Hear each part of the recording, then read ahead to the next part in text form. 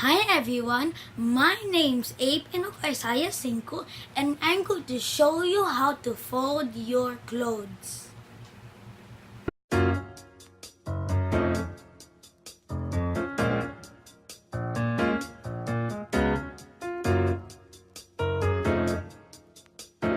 Step 1. Place shirt sideways in front of you and make sure the back side is facing up. Step 2. Take note of where the edge of the shirt's collar is from the back side and make an imaginary straight line from there to the bottom of the shirt before folding it inwards. Step 3. Take the shirt sleeves and fold it outwards.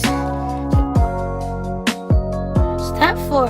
Do steps 2 and 3 on the other side of the shirt as well. It's okay if the second fold overlap the first one.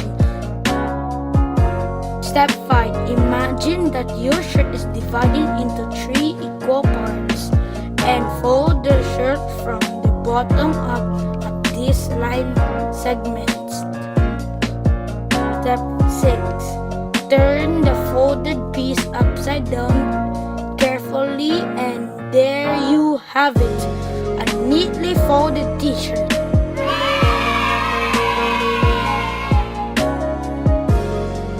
The importance of folding our clothes is if we don't fold our clothes, our cabinet will be messy and you'll end up wearing crumpled clothes and you wouldn't want that, do you? That's all for now. See you next time.